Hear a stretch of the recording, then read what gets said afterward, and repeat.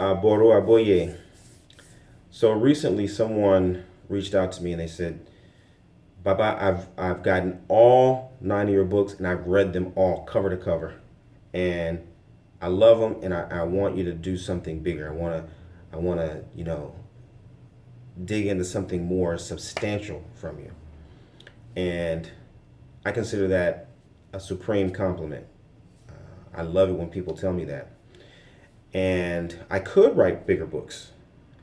I do have the material. I'm certain I have a couple of thousand pages, you know, that I could very easily put together some fat 300 page, 400 page books.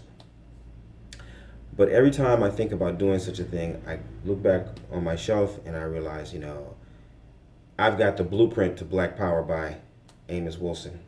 If you don't have that book, it's a monstrous piece of work. Amos Wilson was a tremendous scholar. But I didn't read the Blueprint. I didn't read half of the Blueprint, to be honest with you. I've gone into bits and portions of it, and I've read some of the Blueprint, and I've enjoyed it, but by no stretch of the imagination have I read the whole Blueprint. And I've never met anybody who's read the Blueprint, and I've never heard of anybody who is, in the second, third, fourth phase of implementing the Blueprint, right? So I'm going to guess that of the tens of thousands of copies of the Blueprint that are out there in circulation, they're all sitting on people's shelves. No one is even daring to pick them up and try to, start to devour that information, let alone process it and then implement it. And so the lesson for today is implementation. For me as a teacher, if you can't implement the ideas, if you can't translate your concepts and your vision into something practical, then it's going to be very hard for you to determine the value of those ideas. It's not that they're not good ideas, or I want to poo-poo the idea of, volume, but it's going to be really, really difficult to evaluate those ideas.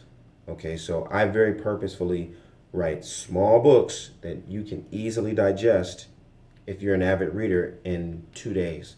I think most of my books, with the exception of Live the Medicine, you could read them all in pretty much a day or two, right? But the real potency of the books is when you then go and start to implement the ideas and the practices that I lay out in the books. The real potency of the books is where you then go into the 8-week courses and you actually, step by step, start to digest that information and start to implement it in your everyday life.